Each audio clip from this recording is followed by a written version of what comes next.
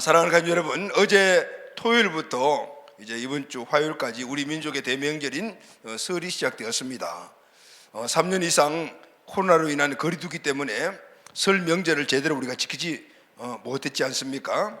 올해 설 명절은 3년 만에 완전 대면으로 지내는 설 명절이라 좀 새롭습니다.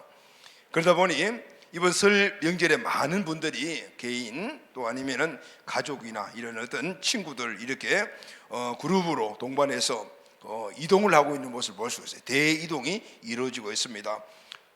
첫 번째는 고향 가시는 분들이겠죠.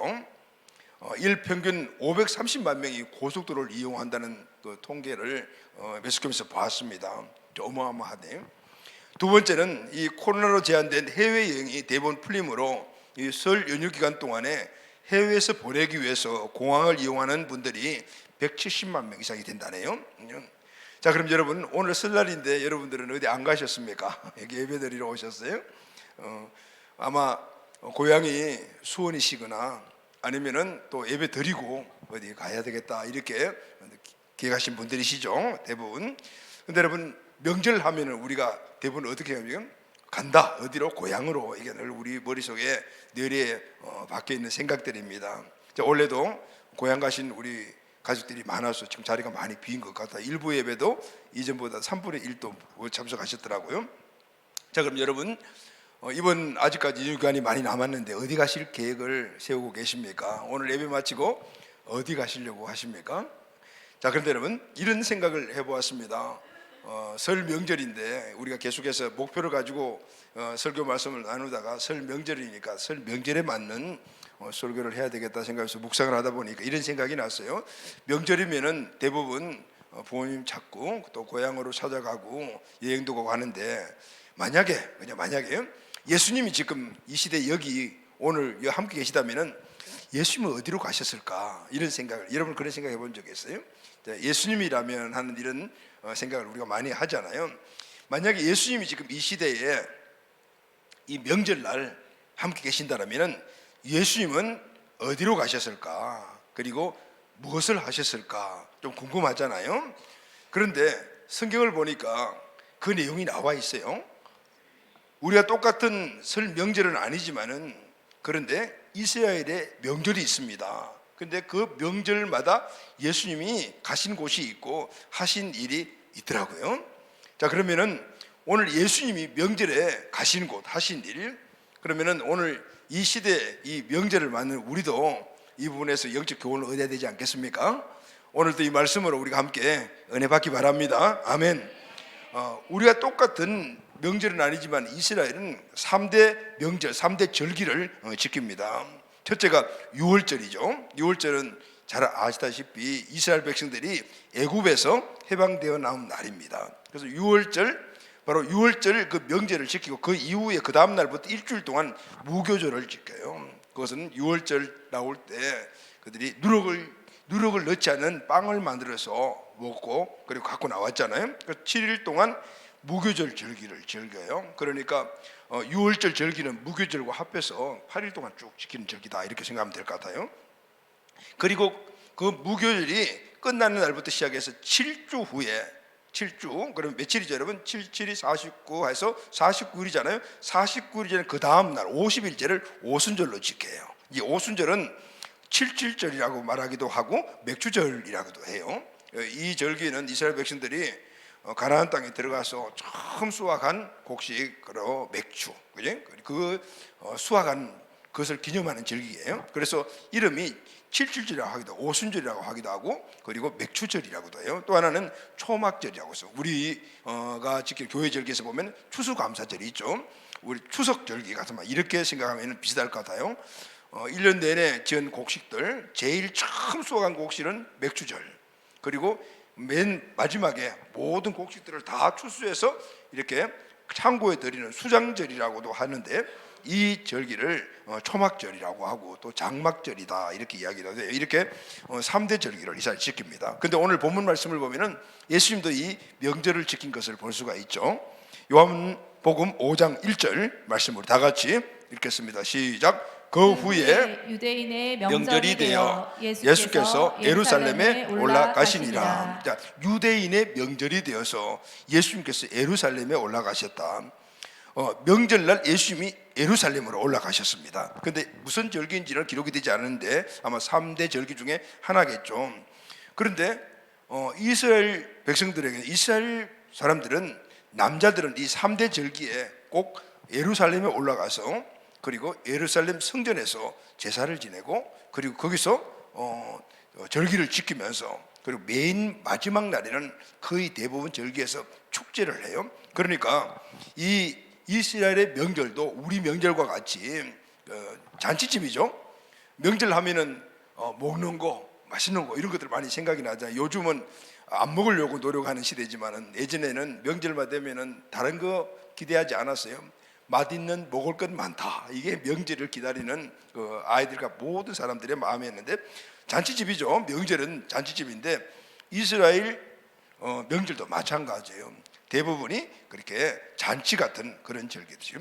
많은 사람들이 예루살렘에 모여요. 이때는 국내에 있는 사람뿐만 아니라 해외에 나가 있는 유대인들, 디아스포라 유대인들이 순례하러 다 와서 예루살렘을 아주 인산인해를 이루어요.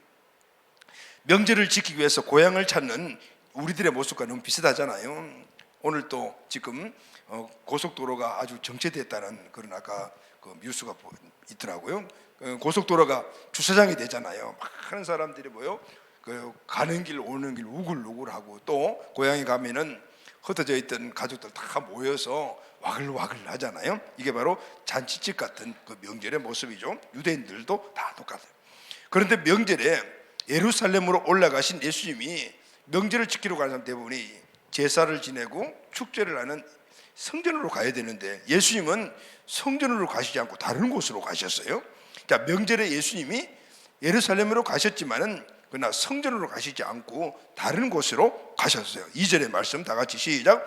예루살렘에 있는 양문 곁에 히브리 말로 베데스다라는 못이 있는데 거기 행각 5이 있고, 성전에서 제사하고 그리고 또 거기서 잔치하고 하는 이런 분위기의 이 명절에 예수님은 그곳으로 가지 않고 성전에서 제사를 드리는 그 양들이 들어가는 그 예루살렘 성의 문이 있어요. 그 문 곁에 베데스다라는 연못이 있는데 그 연못으로 가셨다라고 기록을 하고 있죠. 그럼 여러분, 예수님은 명절날 성전이 아닌 베데스다로 가셨는데 왜 가셨을까요? 자, 이 말씀 안에서 우리가 민족의 명절인 설을 맞았잖아요. 이 설 명절에 우리가 진정 예수님을 따라 살아가야 되는 삶을 살아야 하는데, 그러면은 우리가 이 명절에 예수님이 베데스다로 가셨다는 것, 명절에 그 잔치하는 곳으로 가지 않고 갔다는 이 영적인 의미를 우리가 한번 깊게 한번 생각을 해야 될 것 같아요. 이 말씀으로 오늘 명절을 받는 우리 공동 온 가족들에게 이 명절을 우리가 어떻게 지내야 할 것인가, 이 말씀이 오늘 우리 모두에게 주시는 은혜가 되기를 예수님의 이름으로 축원합니다. 아멘. 자, 첫 번째, 예수님이 제사와 잔치가 있는 성전으로 가시지 않고 베데스다로 갔다라는 것은 이유가 있어요. 예수님은 명절에 하나님의 마음이 가 있는 곳으로 가셨다라는 거. 할렐루야. 아멘. 예수님이 지금 성전이 아닌 다른 곳으로 가시는 그곳에 하나님의 마음이 있기 때문에 바로 그곳을 선택해서 가셨다라는 것이죠. 자, 2절 4절 말씀을 다 같이 읽겠습니다. 시작. 예루살렘에 있는 양문 곁에 히브리 말로 베데스다라는 못이 있는데 거기 행각 5이 있고 그 안에 많은 병자, 맹인, 다리 저는 사람, 혈기 마른 사람들이 누워 물의 움직임을 기다리니 이는 천사가 가끔 못에 내려와 물을 움직이게 하는데 움직인 후에 먼저 들어가는 자는 어떤 병에 걸렸든지 낫게 됨이라. 아멘. 아멘. 본문에는 명절에도 불구하고 이 본문 전체를 보면은 지금 뒤에 배경이 명절 기간이잖아요. 그 명절임에도 불구하고 지금 이 본문을 보게 되면은 그 어디에도 명절에 이 잔치집 분위기가 나타나 있지 않습니다. 베데스다 연못의 모습이 나오는데 오늘 이곳도 영 잔치 분위기가 아니에요. 아니, 오히려 어떤 분위기입니까? 안타깝고 슬픈 분위기, 그런 분위기인 거예요. 지금 명절은 명절인데 예수님이 가신 그곳 이 베데스다에는 명절 분위기는 하나도 없고 그냥 안타깝고 슬픈 분위기가 잡혀져 있는 곳이었다는 것입니다. 왜냐하면 그곳에 많은 사람들이 모여 있었습니다. 근데 그 사람들이 모두가 다 병자였어요. 병든 사람이었던. 그러니 병든 사람들만 다 모여 있는데 거기에 아무리 잔치 명절 그렇게 하더라도 그 분위기가 나겠느냐, 좀 이해가 되시죠? 여기 보면은 말씀을 보면은 많은 병자, 맹인, 다리 저는 사람, 혈기 마른 사람들 등등 이런 병자들의 이 병명들이 나오는데, 그런데 안타까운 것은 이 사람들은 대부분 불치병자들이에요. 고치기 어려운 병에 걸린 사람들, 당시의 의학으로 고칠 수가 없는 치유가 거의 불가능한 사람들이었어요. 또 자신의 힘과 노력으로는 병을 고칠 수가 없는 사람들이었습니다. 이들에게는 희망이 딱 하나가 있었습니다. 그게 뭐의 이유잖아요. 그것은 어쩌다가 한번 하늘에서 천사가 내려와서 그 베데스다 물을 움직이면은 제일 먼저 첨벙 들어가는 사람이 무슨 병이든 낫는 거예요. 그러니까 그 하나님께서 은혜를 베풀어 주시는 그 은혜를 입기 위해서 모든 사람들이 언제 그 은혜가 임할지 모르지만 그 은혜를 기다리며 그곳에 모여 있었다라는 것이죠. 모여 있음. 근데 그곳으로 바로 예수님이 가신 겁니다. 왜 가셨죠? 그곳에 하나님 아버지의 마음이 있다라는 것을 아셨기 때문에. 하나님 아버지의 마음이 어디에 있죠? 그 못 주변에 몰려있는 불치병이 걸리고 소망 없고 하나님의 은혜가 아니고는 도저히 이 땅에 소망 없이 살아갈 수밖에 없는 그들에게 하나님 아버지의 마음이 가 있다는 것을 아시고 예수님은 이 명절 분위기가 북적북적하는 성전으로 가시지 않고 그곳으로 가신 거예요. 물론 성경 다른 곳에 보게 되면 예수님은 명절에 예루살렘 성전에도 가셨습니다. 그러나 오늘 본문에서 우리가 함께 은혜를 얻기를 원하는 것은 오늘 명절이라는 이 날에 대한 부분을 우리가 함께 말씀을 나누니 이 명절에서 예수님이 하신 이 의미에 대해서 우리가 함께 교훈을 얻고자 함입니다. 명절을 맞아 대부분 사람들이 하나님께 감사하는 제사를 드리고 축제에 몰두하고 있을 때 예수님은 외로운 영혼들이 머물러 있는 곳으로 가셨습니다. 그리고 그곳에 가셔서 병자를 고쳐주셨습니다. 왜냐하면 하나님 아버지의 마음이 그 병자들에게 가 있는 것을 아셨기 때문입니다. 여러분, 왜 하나님 아버지의 마음이 그곳에 가 계실까요? 불치병자들 때문이죠. 다른 말로 하면 그냥 꼭 병이 들었다는 이런 의미가 아니라 그들은 소망이 없는 사람들이에요. 병 들어서 소망이 없고 병이 들어서 불치병에 걸렸기 때문에 인생에 소망이 없는 사람들이었습니다. 이제 그들에게는 오직 신라 같은 남은 한가닥의 희망이라면 하나님의 은혜만 필요한 사람. 할렐루야, 아멘. 하나님의 은혜가 필요한 사람들이었습니다. 여러분, 은혜가 무엇입니까? 은혜는 이렇게 우리가 정의할 수가 있습니다. 받을 자격이 없는 사람에게 일방적으로 베풀어지는 사랑, 이런 뜻이거든요. 오늘 그 베데스다 주변에 모여있는 이 병자들은 오늘 지금 하나님의 은혜를 입을 수 있는 자격들이 없는 사람인 거죠. 하나님을 모르는 거죠. 그런데 그곳에 하나님의 마음이 가 있었고 하나님의 마음이 가 있는 곳에 예수님이 가셨다고 말합니다. 그래서 그곳에서 은혜를 입게 되잖아요. 그래서 받을 자격이 없는 사람들에게 일방적으로 그냥 베풀어 주시는 그 사랑이 은혜다라는 거예요. 할렐루야, 아멘. 여러분, 모든 이방 종교들, 그러니까 그리스도교를, 우리 기독교를 제외한 다른 종교들을 이방 종교라고 우리가 말한다면은, 다른 종교들, 이방 종교의 공통점은, 그들이 다 가진 공통점은 자력으로, 자기 힘으로 구원을 얻을 수 있다라는 겁니다. 그래서 여러 가지 많은 행위를 요구하잖아요. 이렇게 하면은 구원 얻어. 그래서 행위를 요구하는데, 돌을 닦으면 구원받는다, 참선을 하면 구원받는다, 종교적 행위를 하면 구원받는다, 공로를 쌓으면 구원받는다, 그리고 선한 일을 많이 하면 구원받는다 등등, 이런 것들이 이방 종교들의 각각의 특징이지 않습니까? 그래서 여러분, 하루 종일 무슨 소리는 우린 잘 모르죠. 연분만 외우는 종교가 있어요. 그러면 구원받는다고 생각합니다. 또 하루 종일 절만 하는 종교가 있지 않습니까? 그러면 구원받는다고 생각합니다. 그런데 여러분, 성경은 그런 모든 것들이 거짓된 것이라고 말합니다. 왜냐하면 구원은 스스로 힘으로 얻을 수 있는 것이 아니기 때문입니다. 인간은 태어날 때부터 시작해 이미 죄인이에요. 죄인이라는 이 자체는 그냥 다시 죄를 지은다는 의미가 아니고 영적인 죽은 자라는 것이잖아요. 여러분, 죽은 자는 아무것도 할 수가 없어요. 죽은 자는 전적으로 부패하고 전적 무능력해요. 죽은 자가 무슨 이야기를 하겠어요? 죽은 자가 어떻게 움직여서 자기 자신을 살릴 수가 있냐 말이죠. 바로 제 아래 태어나는 우리 모든 원죄 아래 있는 자들은 바로 우리 영혼이 죽었기 때문에 영적인 죽음 안에서 우리 모두 다 죽은 거예요. 그래서 우리 스스로는 내가 뭔가 선한 행동을 하고 어떤 행위를 해서 구원 얻을 수 있는 확률이 0.001%도 없다 그 말인 거예요. 누군가가 이렇게 세워주고 생명을 공급해 줘야만이 살아날 수가 있다. 할렐루야, 아멘. 이렇게 영적인 죽음과 똑같은 육적인 죽음을 갖고 있는 그 사람들이 바로 베세다에 모여 있었고, 그들은 영적 죽음에도 함께 공연자죠. 그곳에 하나님의 마음이 가 있었어. 하나님의 마음에 가 있는 그곳에 예수님이 가신 거예요. 그들은 은혜가 아니면은 구원받을 수 없는 곳이에요. 없는 사람들이었다는 거죠. 8절 말씀, 에베소서 2장 8절 말씀을 다 같이 한번 읽겠습니다. 시작. 너희는 그 은혜에 의하여 믿음으로 말미암아 구원을 받았으니 이것은 너희에게서 난 것이 아니요 하나님의 선물이라. 아멘, 아멘. 이 말씀 가운데 처음 나오는 그 은혜 그리고 맨 마지막에 나오는 선물 같은 말이에요. 은혜는 선물입니다. 우리는 하나님의 은혜를 입어야만이 살아날 수가 있어요. 구원받을 수가 있습니다. 그런데 그 은혜는 선물이라고 해요. 선물은 그냥 공짜로 주는 거잖아요. 여러분, 이번 추석 때, 추석에 설 명절에 선물들 많이 하셨어요? 선물 하시면서 그랬어요. 너 내가 선물하니까 꼭 선물해야 돼? 이렇게 말씀하셨어요? 선물은 그렇게 하는 게 아니잖아요. 선물은 그냥 주는 거잖아요.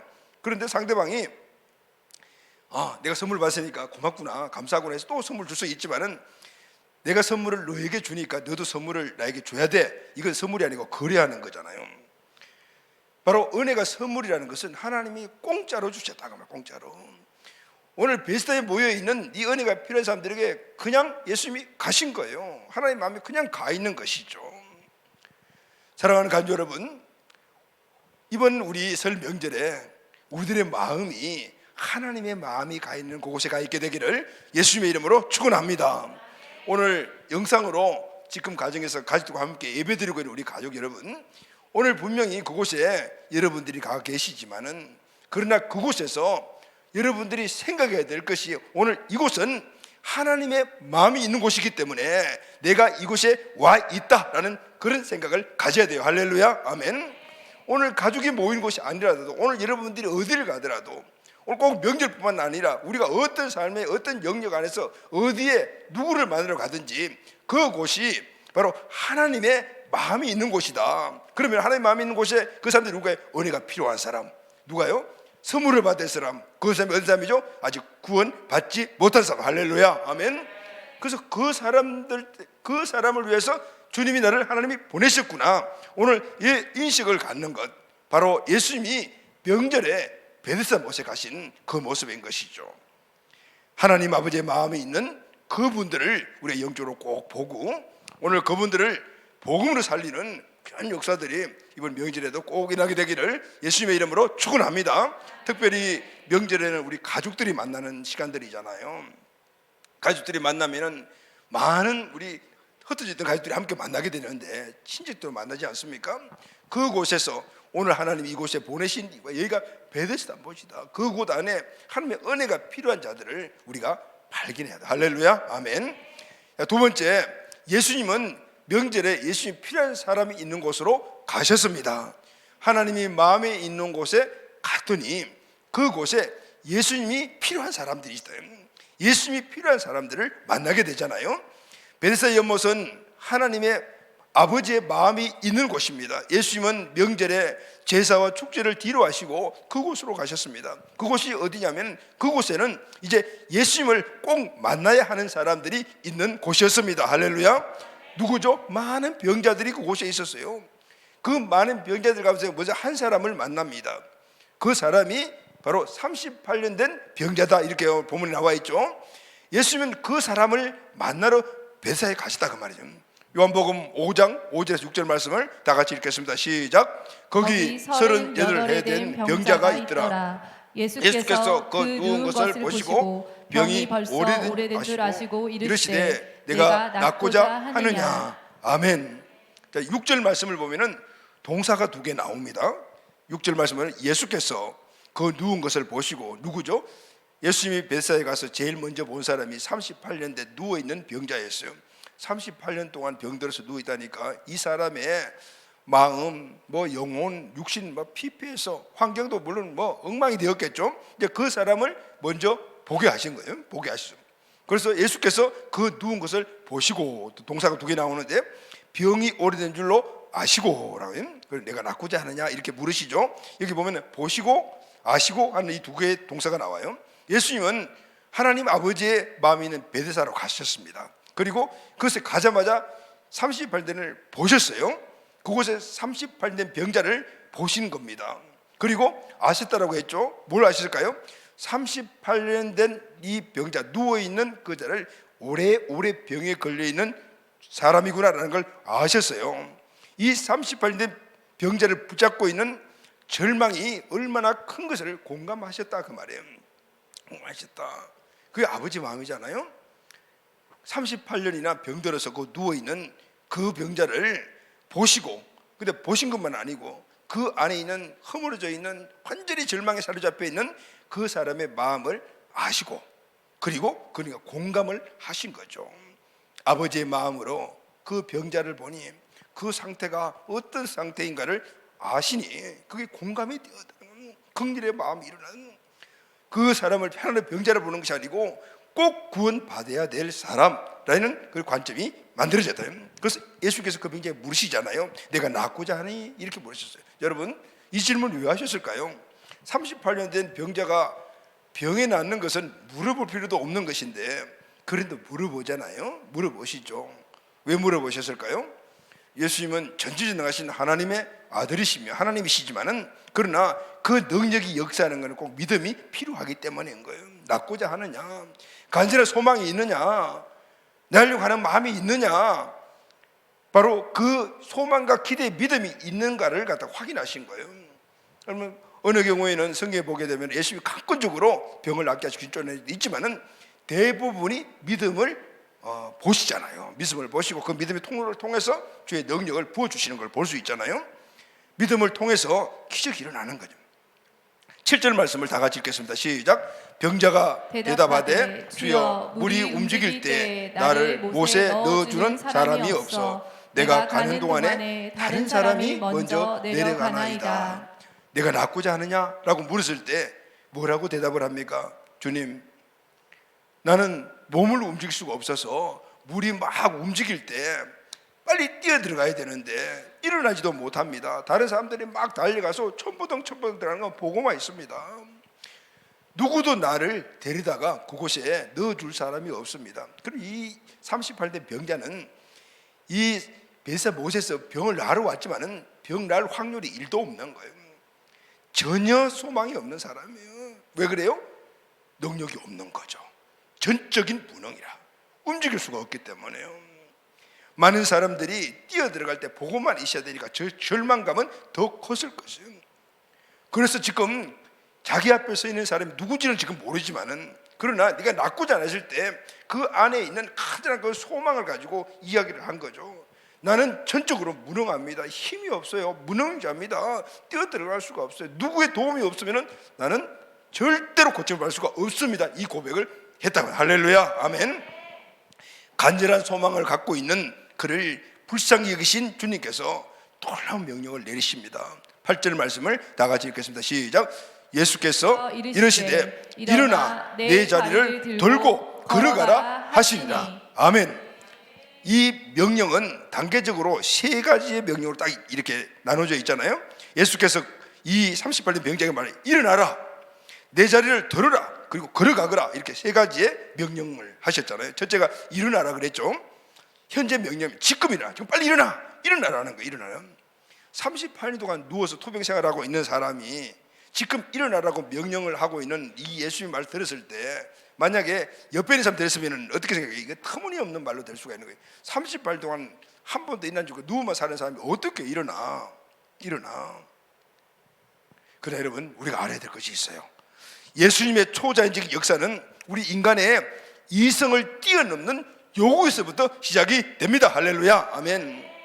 우리가 할 수 있는 일들을 주님께서 말씀하시면은 그냥 우리가 할 수 있는 것이죠. 그러나 주님께서 역사하시는 초자연적인 역사는 항상 저와 여러분 우리 모두가 생각할 때 내 힘으로 불가능한 거야, 이건 안 되는 거야, 바로 그런 생각이 먼저 오는 것이란 말이죠. 여러분 주님의 음성을 들으시기를 바랍니다. 여러분 개인과 가정과 우리 가족, 우리 교회 모두에게 주님께서 여러분들에게 주시는 은혜와 축복, 사명, 비전은 우리 이성으로 불가능한 것이 올 때 맞다, 이것이 내 인생의 새로운 출발점이고 축복의 시작이구나, 이 사실을 꼭 명심해. 할렐루야, 아멘. 바로 그 말씀인 거거든요. 두 번째는 뭐라 그러죠? 내 자리를 들어라 그러더라. 이 명령은 그 원문을 보게 되면은 내가 지금까지 의지하고 누워있던 내 자리, 이것을 거두어서 둘러매고 가거라, 이 말씀인 거예요. 지금 38년 병든 자에게 지금 예수님이 하시는 말씀이에요. 세 번째는 뭐죠? 걸어 가거라 그랬죠. 근데 이 걸어 가거라의 원문 내용을 보게 되면은 그것을 들고 계속해서 뛰어서 가거라, 이 말씀이에요. 이 세 가지는 우리가 객관적인 상황을 두고 봤을 때는 38년 된 병자에게는 어느 하나도 실현 가능성이 있는 게 없어요. 실현 불가능한 거예요. 그런데 오늘 이 명령이 그대로 이루어진 것은 이 38년 병자의 마음속에 있는 어쨌든 내가 구원받아야 되겠다라는 간절한 소망, 기대가 이 역사를 일으켰다. 할렐루야, 아멘. 그러니 모든 것들이 죽어 있는 그 상황이지만은 이 명령을 거역할 수 없이 그냥 아멘 받아들였을 때 이 거역할 수 없는 명령 안에 드는 예수의 생명력의 힘이 이 사람의 마음을 끌고 들어와 마음 안에 가득가득하자니 그것이 흘러 넘쳐서 몸으로, 환경으로 흘러 보내게 돼. 할렐루야, 아멘. 놀라운 기적적인 역사들이 일어나게 된 것이죠. 9절 말씀을 다 같이 읽겠습니다. 시작. 그 사람이 곧 나와서 자리를 들고 걸어가니라. 아멘. 주님이 말씀하시자 바로 그 말씀이 딱 이루어졌어요. 38년 된 병자가 일어났습니다. 자신이 누워있었던 자리를 들어 메었습니다. 그리고 메어 뛰어다녔습니다. 연못가를 수바퀴를 안 돌았겠습니까? 나왔어 이렇게 소리치면서 안 다녔겠습니까? 38년이나 이 사람을 묶고 있던 질병의 사슬이 딱 끊어진 거. 할렐루야, 아멘. 죄의 저주에서 일어났던 죄의 문제라는 이 질병들이 저주가 딱 끊어졌다. 여러분 38이라는 이 숫자는 이스라엘 백성들에게는 절망의 수, 방황의 수예요. 왜냐하면 이스라엘 백성들이 애굽에서 나와 광야에서 방황했던 그 기간이 우리가 40년이라고 하지만 앞에 1년 기간 빼고 이렇게 하면 38년이에요. 원래 따지면 38이라는 이 숫자는 방황의 숫자, 그리고 또 절망의 숫자예요. 38, 이 절망 가운데 있던 이 38의 병자가 그 방황을 마치고 그 절망을 끊고 완전히 자유함을 입었다고. 할렐루야, 아멘. 누구 때문에? 예수님 때문에. 아멘. 예수님은 어떻게 거기 가셨죠? 하나님의 마음이 있는 곳에 가죠. 하나님의 마음이 있는 곳에 가니까 그곳에 예수님이 필요한 사람들이 있었단 말이에요. 그 사람들이 바로 38년 영원한 방황에 있던 분들이 끊어지고 운명이 바뀌는 역사가 일어나게 된, 예수님은 운명을 바꿔주시고. 할렐루야, 아멘. 인간은 무한한 가능성을 가진 위대한 존재입니다. 저와 여러분이 그래요. 왜 그러냐면 하나님의 형상으로 창조되었기 때문입니다. 그러나 이 구원에 관해서는 자신의 힘으로는 어쩔 수 없는 자들입니다. 철저하게 무력하고 무능한 존재입니다. 파스칼은 이런 이야기를 했습니다. 인간은 영광의 존재지만 동시에 비참한 존재다. 칼빈은 인간은 전적으로 부패해서 자력으로 구원이 불가능한 존재다.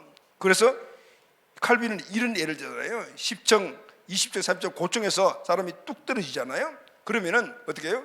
큰 중상을 입을 수도 있지만 죽기도 하잖아요. 그런데 오늘 인간의 원죄 태어난 상태는 죽었다는 겁니다. 옥상에 떨어 죽었어. 그러니 죽은 사람이 스스로 일어나서 자기 자신을 살릴 수 있냐? 없다. 0.001%의 생명도 없다는 거예요. 오직 다른 생명이 그게 주입되어야만이 일어날 수가 있다는 거예요. 이게 바로 전적 부패라, 인간의 전적 무능력함을 이야기를 하고 있는 거예요. 오늘 베데스다에 있는 그 병자들, 영적으로 봤을 때 자기 힘으로 구원받을 수 없는 사람, 육적으로 봤을 때 자기 힘으로 연못에 들어갈 수 없는 사람들, 예수님만이 오직 구원자, 예수님이 필요한 사람들. 할렐루야, 아멘. 바울은 로마서 5장 6절 이렇게 말합니다. 시작. 우리가 아직 연약할 때 기약대로 그리스도께서 경건치 않은 자를 위하여 죽으셨도다. 연약할 때라는 말이죠. 연약할 때. 이 연약할 때라는 말은 그 원어를 보면요, 무력할 때라는 뜻을 갖고 있어요. 무능력하다, 힘이 하나도 없다는 겁니다. 우리가 아직 연약할 때, 우리가 무능력할 때, 우리가 아무것도 할 수 없는 구원에 관해서는 내가 할 일이 아무것도 없는 그때 기약대로 하나님 약속대로 그리스도께서 경건자를 위해 죽어주셨다는 거, 우리를 위해 죽어주셨다는 겁니다. 우리가 자신의 구원에 관한 전적으로 무력한 자리에 있을 때 그리스도께서 우리를 구원해 주시기 위하여 이 땅에 오셔서 죽어주신 거예요. 우리는 누구의 도움 없이는 절대로 구원받을 수가 없습니다. 예수의 도움 없이는 구원의 희망이 전혀 없는 존재들입니다. 그래서 예수님이 꼭 필요한 존재인 거예요. 그래서 예수님은 명절에도 불구하고 하나님 아버지의 마음이 가 있는 그곳이 누구죠? 예수님이 필요한 사람 있는 곳, 그곳으로 찾아 베데스다로 가셨다고 해요. 사랑하는 여러분, 이번 명절에 우리가 누구를 찾아가야 할까요? 이미 약속이 되었는데요. 맞습니다, 여러분. 그 약속된 그곳이 바로 하나님 아버지의 마음이 있는 거예요. 할렐루야, 아멘. 그곳에 여러분들, 저와 필요한 사람들이 있는 거죠. 그게 누굴까요? 바로 38년 된 병자와 같이 스스로 자력으로 구원받을 수 없는 예수님이 꼭 필요한 사람들이 그곳에 있다가 말이에요. 이번 명절에는 우리 모두 꼭 예수님 만나야 할 그분들을 만나서 거기에 초집중 관심을 갖고 복음 전하기를 바랍니다. 예수가 이 인생의 모든 문제를 해결하시는 분이시다. 할렐루야. 특별히 여러분 친가족들이 있다라면, 부모님, 형제들 있다라면 예수님 다 믿어야 돼요. 그래야만이 그 안에 아브라함의 복이 이제는 가문으로 흘러가는 축복이에요. 여러분의 복의 권리라면, 여러분의 가정에 아직까지 예수님 믿지 않는 분들이 있다면, 아내, 남편, 자녀, 부모 있다라면 이번 명절에는 필사적으로 그분들을 만나고 복음 전하십시오. 할렐루야, 아멘. 또 친지들을 만나게 되면 이제 아브라함의 복은 개인의 복이요, 가정의 복이요, 가문의 복으로 흘러가잖아요. 예수님 믿어야만이 가문의 복으로 흘러가는 통로가 만들어지니까 명절 때는 얼마나 좋은 기회가 왔습니까? 다 모이잖아요. 찾아가서 만나지 못하면 그 모인 곳에, 베데스다와 같이 한끈에 모인 그곳에 하나님이 나를 보내셨다면 오늘 그곳에서 예수님만이 우리 인생의 모든 문제의 해결자시다. 함께 모이게 되면, 친척들 모이게 되면 좋은 이야기만 하자, 덕담만 하잖아요. 그리고 잘된 이야기만 하잖아요. 물론 그런 것들이 다 환경 속에서 이루어져 있기도 하겠지만, 그러나 겉은 멀쩡하고 겉은 그렇게 당당한 것 같지만 그 내면에 예수 그리스도가 없다라면 벳에 38년 된 병자와 똑같다는 사실을 우리가 보면은 알게 되는, 그렇게 하나님께서 만들어 주시는 거예요. 그럴 때 아버지의 마음들이 우리에게 일어나게 되는 것이죠.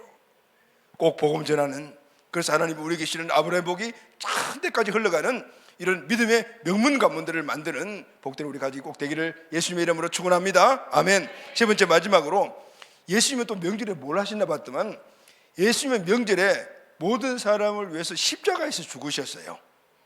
자, 요한복음 7장 1절 2절 말씀을 다 같이 읽겠습니다. 시작. 그 후에 예수께서 갈릴리에서 다니시고 유대에서 다니려 아니하심은 유대인들이 죽이려 함이로라. 유대인의 명절인 초막절이 가까운지라. 예수님이 공생의 사역을 시작하시면서 여러 가지 이적과 기사가 막 일어났습니다. 그러니 그걸 아주 기분 나쁘게 생각하는 사람들이 유대인 종교 지도자들. 왜냐하면 예수라는 사람들이 이렇게 사람들을 데리고 다니는데 그게 세력이 막 확산되니까, 그래서 나중에는 예수를 죽여야 되겠다 이렇게 생각해서 아주 음모까지 꾸미잖아요. 그런데 예수님이 그 사실을 아시고 예루살렘으로 가시지 않고 대부분 갈릴리 바다 주변에서 복음을 전하셨다, 그죠? 그 후에 예수께서 갈릴리 다니시고 유대에 다니려 아니하시면, 유대로 가서 예루살렘 쪽으로 가지 않은 것은 유대인들이 죽이려 함이라. 자, 그럼에도 불구하고 유대인 남자들은 명절이 되면 예루살렘에 가야 되잖아요. 그 유대인들이 괴계를 꾸몄습니다. 예수가 명절 때 예루살렘에 유대에 오면 그때 잡아 죽이자 이렇게 생각을 했던 거죠. 그런데 초막절에 예수님이 예루살렘에 가셨지만은 그들이 목적을 이루지 못했어요. 그런데 이 마귀의 사주를 받는 이 유대 종교자들은 아주 끈질기잖아요. 복음서를 보게 되면은 결국은 예수님을 죽여요. 그때가 뭐냐면은 유월절 명절이 됩니다. 유월절이었어요. 명절인 유대인의 명절인 유월절 절기였어요. 예수님은 유월절을 죽으신 건 아니지만은 유월절 다음부터 일주일 동안에 유월절 절기를 지키는 그 절기간에 돌아가신 거예요. 그러니까 그 전체가 유월절 절기라고 해요. 그 명절에 돌아가신 거예요. 예수님이 아이러니하게도 명절에 돌아가셨어요. 마태복음 26장 2절 말씀 다 같이 읽겠습니다. 시작.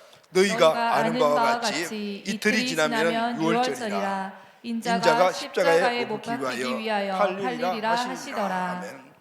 유대인들은 예수님을 초막절에 죽이려고 했는데 실패했습니다. 그러니까 끝까지 그것을 포기하지 않고 결국은 유월절 명절 절기 중에 예수님을 붙잡아가지고 오직 순환과 고난을 닿게 하고 결국은 십자가에 못 박혀 죽였어요. 그래서 예수님을 유월절 어린 양 이렇게 또 이야기하기도 하잖아요.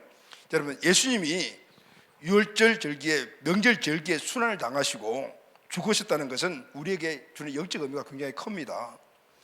예수님이 유월절 명절 절기에 고난을 당하시고 죽으심으로 말미암아 모든 이생들이 죄로 인한 문제를 해결하신 거예요. 할렐루야, 아멘.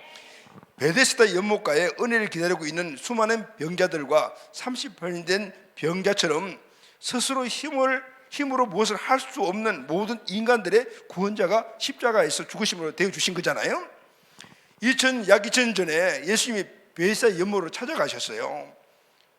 그러나 예수님의 은혜의 대상은 그 베데스다에 있는 38년 된 병자나 다른 그 병자들만이 전부가 아니었습니다. 모든 인류, 그 이후의 모든 인간들 모두가 다 하나님의 은혜의 대상이에요. 예수님이 필요한 사람들은. 그러면 어떻게 해요? 예수님을 몸을 입고 있다면 베데스다에 있는 그 사람들에 한해서만 그런 은혜를 배울 수 있지만 이제 앞으로 모든 사람들에게 달려면 어떻게 해야 되겠어요? 그 일을 이룬 일을 해주셔야. 그게 바로 십자가에 달리셔서 십자가에서 모든 인간들 죄를 대신하여 죽으심으로 말미암아 예수 그리스도가 구원자심을 믿는 자들은 베데스다의 38년 된 병자와 같은 은혜를 입게 길을 열어 놓으신 거예요. 할렐루야, 아멘. 그날이 언냐면은 명절 절기였다 그 말이에요. 명절기. 십자가에서 죽으시고 그리고 부활하셔서 죽은 자와 산 자의 주인이 되어 주신 거예요. 지금 우리가 영생을 얻고 이 땅에 풍성한 삶으로 살아가는 이 복되이 바로 십자가와 부활에서 시작되는. 예루살렘의 유월절 절기를 지키는 사람들을 넘쳐 있을 때 예수님은 인류의 죄를 대신 짊어지시고 고통받으시고 고난을 당하시다가 십자가에 죽으셨다. 그렇다면 오늘 이 땅에 사는 우리는 이 명절 절기에 십자가에 죽고 있던 예수님의 그 죽으심에 대한 영적 의미를 어떻게 받아들여야 될까요? 자, 여러분, 우리가 지금 명절 절기에 예수님이 하신 일들에 대해서 우리가 지금 함께 말씀을 나누고 있는데, 예수님은 그 명절 절기에 성전 제사 축제가 있는 곳을 가지 않고 베데스다로 가셨다. 그곳은 하나님의 마음이 있는 곳이기 때문에 가봤더만 예수님 필요한 사람이 있었다. 그들이 누구냐면은 38년 된 그 대표하는 병자, 소망 없는 사람들, 영적으로는 죄 가운데 있는 우리들, 예수님이 그곳에 가셔서 그들에게 은혜를 베풀으셨잖아요. 오늘 이 명절 절기를 맞이해서 우리가 가 있는 그곳이 바로 하나님 아버지의 마음이 가 있는 곳이라면 그곳은 바로 예수님이 필요한 곳들, 먼저 믿은 복음을 전해 우리가 필요한 곳이잖아요. 근데 여러분, 그곳에 우리가 복음을 전해야 되잖아요. 예를 들어서 한번 생각을 해보겠습니다. 여러분, 가족들이 함께 모이는 그런 명절 절기 다 모이게 되면 덕담도 하고 막 하지만은 또 그 가운데서 서로 이렇게 된 분들도 함께 만나게 되잖아요. 가족들은 굉장히 가까운 사이지만은 또 어떻게 보면 또 먼 사이라. 그러다 보니 상처도 있고 또 살아가는 삶 속에 부딪힌 것도 많고, 근데 그 사람이 예수님이 필요한 사람이에요. 그 사람이 하나님의 마음이 가 있는 사람이에요. 근데 복음 전하고 싶지 않아요. 자, 여러분, 오늘 우리가 어떻게 해요? 명절에 십자가에서 희생하신 그분의 사랑과 은혜를 입었다라면은 오늘 우리도 그 자리에서 희생해야 한다. 할렐루야, 아멘. 내 것을 내려놓고 내 자신을 꺾고 오직 하나님 아버지의 마음이 가 있는 그 사람, 예수님이 필요한 그 사람을 위해서 내 기득권을 내려놓고 내 생각을 내려놓고 내 상처도 덮어놓고 그 사람에게 복음을 전해야 돼.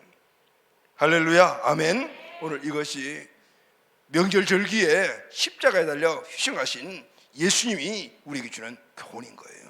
물론 명절절기뿐만 아니라 우리는 항상 아버지의 마음이 있는 곳으로 365일 가셔야 되겠죠.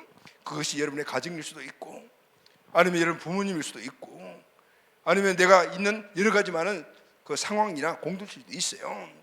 오늘 그곳에 예수님이 필요한 사람들에게 복음을 전하려면 내 자신의 희생이 따라가야 된다.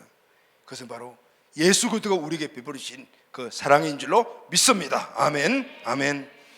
자, 말씀 결론하겠습니다. 사랑하는 가족 여러분, 우리 민족의 가장 큰 명절인 설입니다. 예수님과 명절 관계에 대해서 우리가 함께 살펴보았습니다. 예수님이 명절에 어디에 가셨습니까? 무슨 일을 하셨습니까? 예수님 명절에 베데스다 연못으로 가셨습니다. 그곳에서 소망 없는 자들에게 은혜를 베풀어 주셨어요. 예수님은 명절에 고난을 당하시고 죽으셨습니다. 우리 죄를 대신해서 죽으셨습니다. 베데스다의 소망 없는 자와 같은 우리를 그래서 구원하실 길을 열어놓으셨습니다. 우리도 명절에 하나님 아버지의 마음이 있는 곳으로 가셔야 합니다.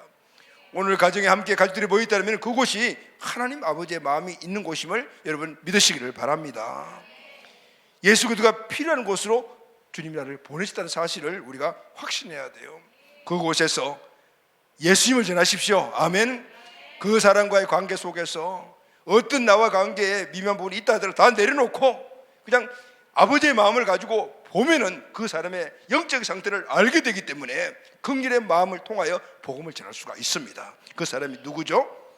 먼저는 우리 가족입니다. 우리 부모, 처자, 또 형제, 자매 다 그 먼저 대상이에요.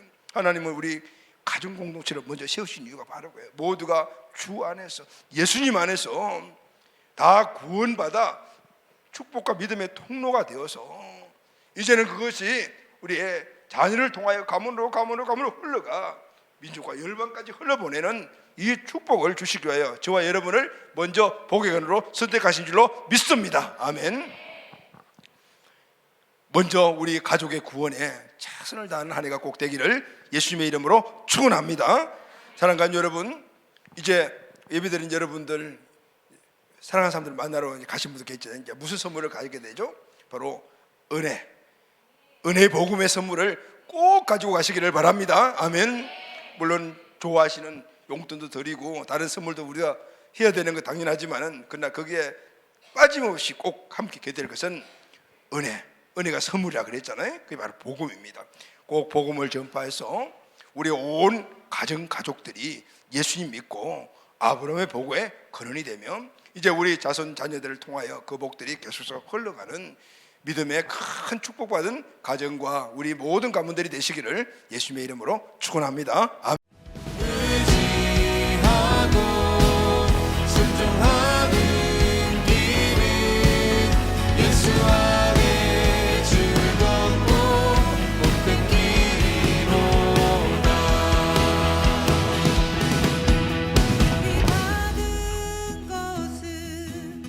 주께 받으리면 그 신사